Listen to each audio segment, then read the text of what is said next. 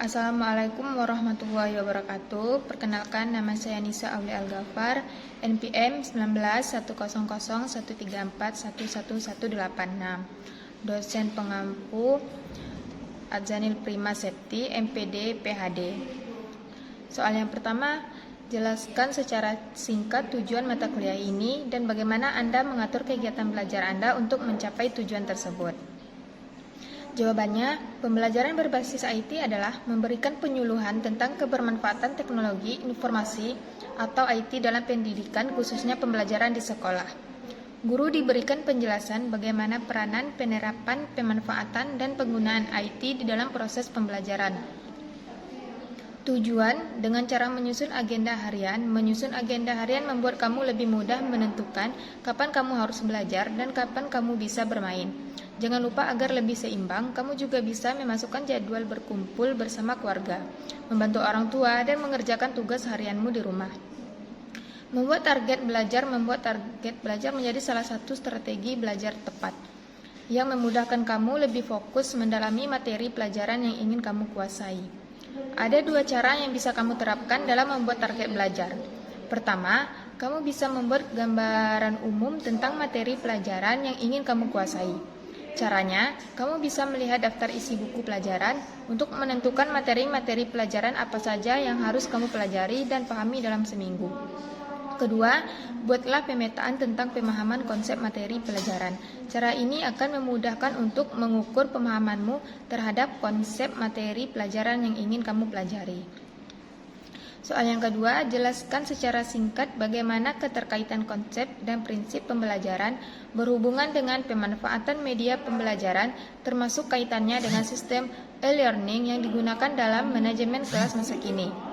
Jawabannya, yang pertama, tidak ada suatu media yang terbaik untuk mencapai semua tujuan pembelajaran. Yang kedua, penggunaan media harus didasarkan pada tujuan pembelajaran yang hendak dicapai. Dengan demikian, pemanfaatan media harus menjadi bagian integral dari penyajian pelajaran. Yang ketiga, penggunaan media harus mempertimbangkan kecocokan ciri media dengan karakteristik materi pelajaran yang disajikan. Yang keempat, penggunaan media harus disesuaikan dengan bentuk kegiatan belajar yang akan dilaksanakan, seperti belajar klasikal, kelompok kecil, belajar secara individual, dan belajar mandiri. Yang kelima, guru hendaknya kenal betul dengan alat yang akan digunakan.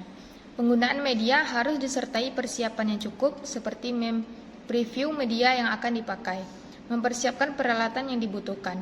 Yang keenam, penggunaan media harus diusahakan agar senantiasa melibatkan partisipasi aktif peserta. Yang ketujuh, media yang digunakan hendaknya dipilih secara objektif, tidak didasarkan atas kesenangan pribadi. Yang kedelapan, aneka ragam media. Yang kesembilan, kepraktisan dan ketersediaan media. Soal yang ketiga, jelaskan secara singkat masalah penerapan atau pemanfaatan aplikasi pembelajaran berbasis IT dalam situasi saat ini di sekolah atau madrasah. Jawabannya, yang pertama, meningkatkan kualitas pendidikan merupakan satu aspek yang dipercayai bisa membuka peluang untuk meningkatkan kualitas hidup.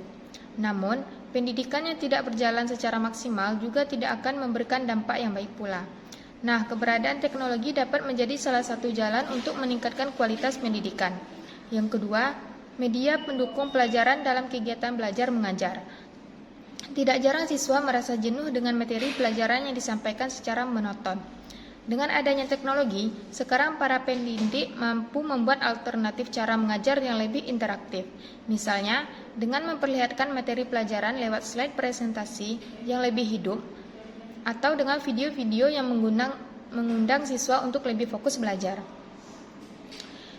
Soal yang keempat, pilih salah satu model aplikasi pembelajaran berbasis IT atau pembelajaran berbasis sistem e-learning yang menurut Anda terbaik dan jelaskan secara singkat bagaimana penerapannya dalam pembelajaran tingkat dasar yang memuat salah satu materi pembelajaran literasi, ilmu pengetahuan alam, dan atau ilmu pengetahuan sosial.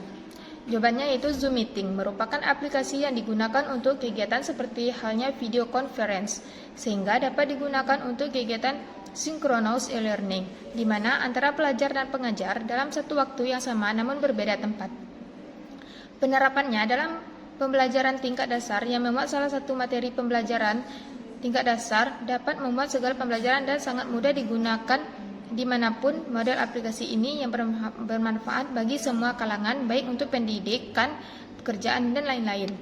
Sekian video saya akhiri. Assalamualaikum warahmatullahi wabarakatuh.